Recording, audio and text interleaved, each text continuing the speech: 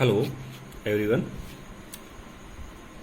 Students, कल हमने जो लेक्चर लिया था उसमें डिस्कस किया था कि परमाणु के जो बोर मॉडल है उसकी सहायता से हम हाइड्रोजन स्पेक्ट्रम को किस तरह से समझ सकते हैं। उसी सीक्वेंस में आज हम दूसरा एक लेक्चर के बारे में डिस्कस कर रहे हैं, क्वांटम संख्याएं। क्वांटम संख्याएं क्यों आवश्यक है पढ़ना? क्वांटम संख्याओं या एक ये जो नंबर है इनकी सहायता से हम परमाणु की जो पोजीशन है नाभिक के चारों तरफ उसका ठीक प्रकार से हम लोकेशन ट्रेस कर पाते हैं। जैसे आप कॉलेज में पढ़ते हैं, कॉलेज में पढ़ने के दौरान आपकी कोई चिट्ठी आती है आपके घर वालों से या रिलेशन वालों की तरफ से, तो आप तक वो पहुंच जाती है। उसमें 3-4 चीज़ें होनी चाहिए, शहर का नाम है, कॉलेज का नाम है, आपकी ब्रांच है, आपका ईयर है। ये सब चीज़ अगर आपको पता है और चिट्ठी में लिखा हुआ है तो वो आप तक पहुंच जाएगी। ठीक इसी तरह से एक इलेक्ट्रॉन की जो पोजीशन है उसको ठीक प्रकार से डिटरमाइन करने के लिए हमारे पास में कुछ फिगर्स होती है, कुछ संख्याएं होती है। इन संख्याओं को हम क्वांटम संख्याएं कहते हैं। तो एक केमिस्ट हुए थे जिनका नाम था श्रोडिंगर ने जब तरंग समीकरण का सॉल्यूशन दिया था परमाणु के लिए, तो उसमें इन संख्याओं का जनरेशन होता है, इन संख्याओं का उत्पत्ति होती है वहाँ से।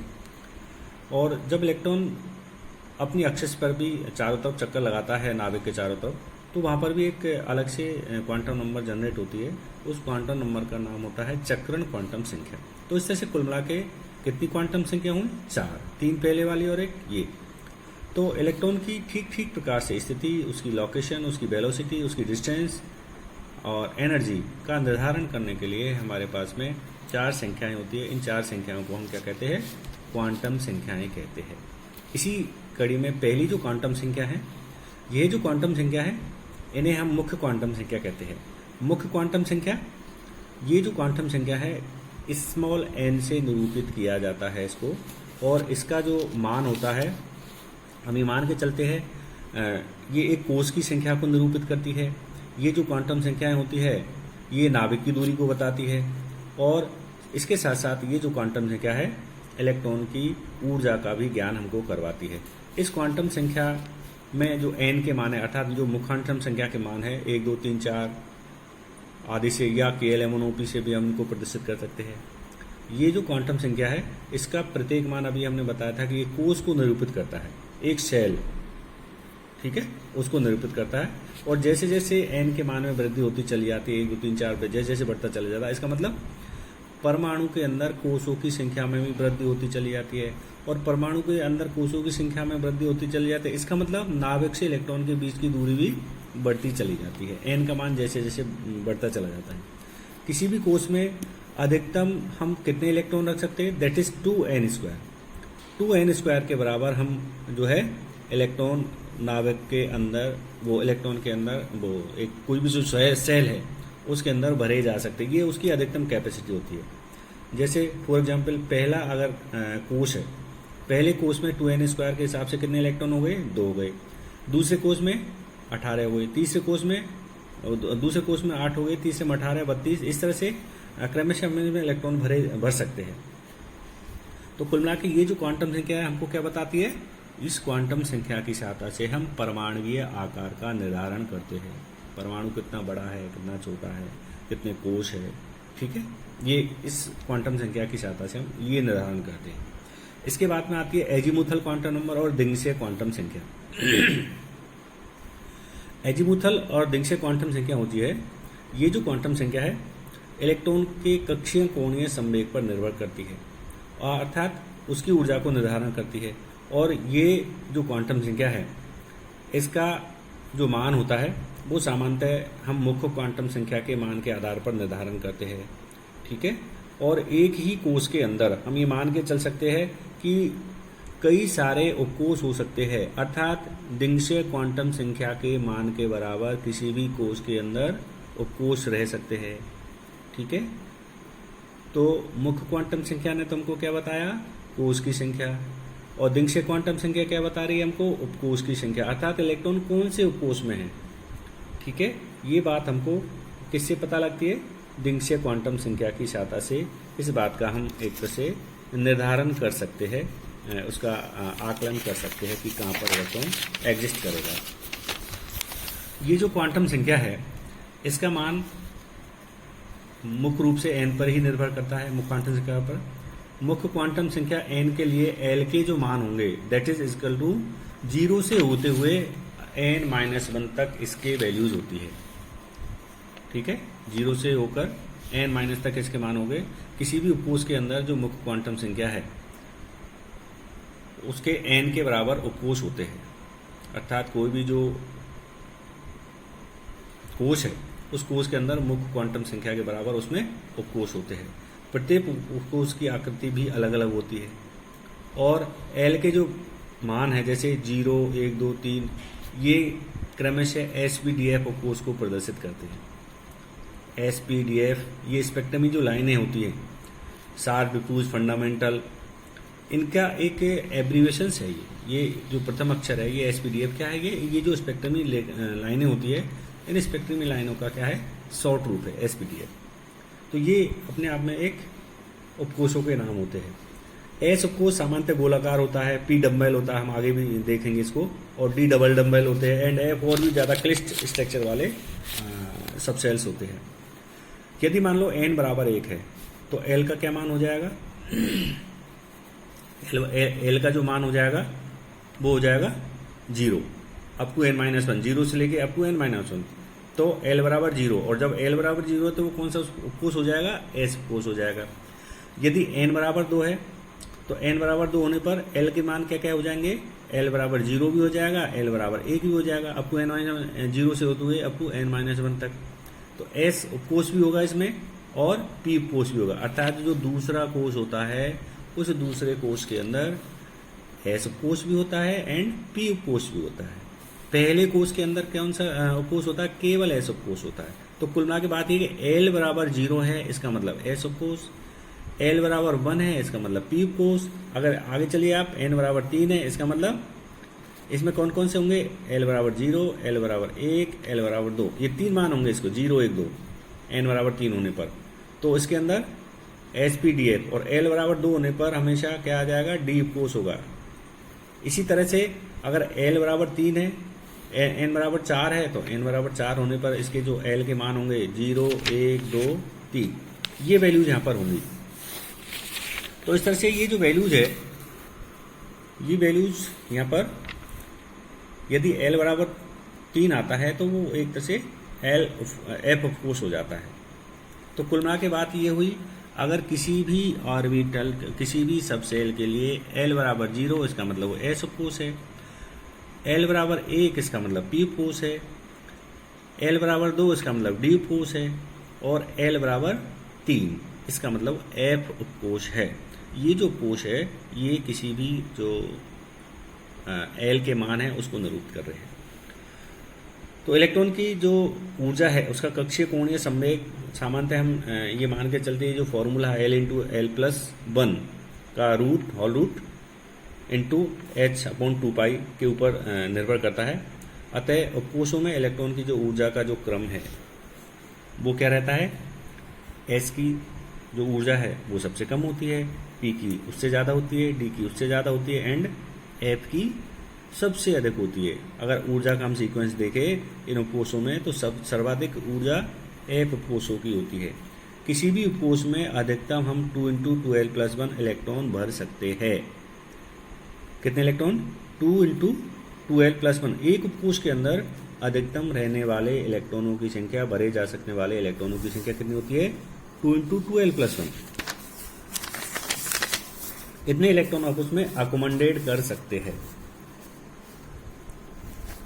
और कोष में कितने भर सकते हैं, 2n²।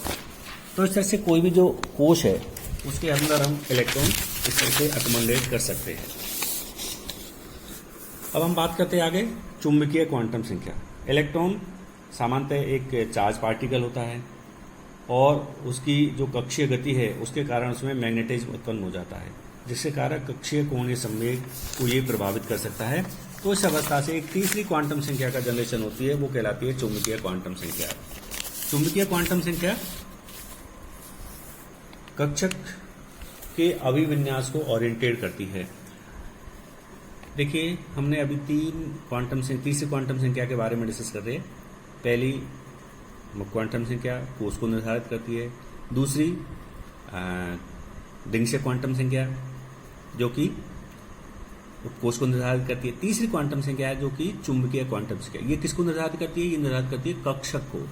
ठीक है, पहले तो ये एक तरह से कौन से कक्षक में कोई इलेक्ट्रॉन प्रेजेंट है उस चीज का डिसाइडेशन हम चुंबकीय क्वांटम संख्या के मान से करते हैं। इस क्वांटम संख्या को हम स्मॉल एल से निरूपित करते हैं। एम के जो मान होते हैं वो डिंगशे क्वांटम संख्या एल के मान पर निर्भर करते हैं। एल के किसी भी मान के लिए एम के जो मान हो सकते हैं दैट इज 2l+1 हो सकते हैं। एल का कोई भी मान है तो उसके लिए एम कितने हो जाएंगे, यानी चुंबकीय क्वांटम संख्या का क्या मान हो जाएगा? 2l+1 हो जाएंगे। अर्थात किसी भी कोष के अंदर कितने कक्षक हो जाएंगे? That is 2l+1।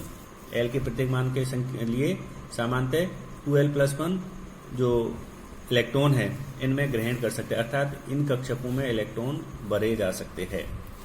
तो एम के जो कुल मान होंगे वो -l से स्टार्ट करके 0 से होते +l तक हो सकते हैं। एल के मान जैसे मान लो l बराबर 0 है, l बराबर 0 है तो m का मान क्या हो जाएगा? उस कंडीशन में m बराबर भी 0 हो जाएगा। और कक्षक की संख्या, चूंकि ये 0 भी तो कोई वैल्यू है तो इसलिए कक्षक की संख्या कितनी हो जाएगी? 1। ठीक है, इसी तरह से अगर हम ये एस सबसेल के लिए, चूंकि एस सबसेल के लिए l बराबर 0 होता है, l बराबर 1, इसका मतलब वो p सबसेल होता है।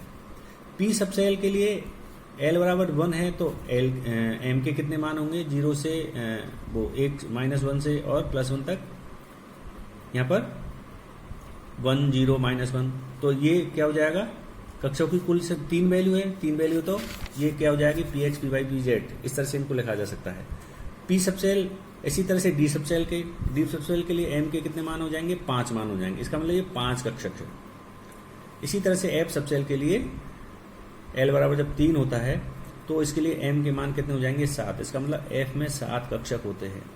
तो मुख्य क्वांटम संख्या n वाले मुख्य कोष में कक्षकों की जो कुल संख्या होती है, कक्षकों की कुल संख्या, अगर मान लीजिए हमसे पूछा जाए कि किसी भी कोष के अंदर कुल कितने कक्षक होंगे, दैट इज n²।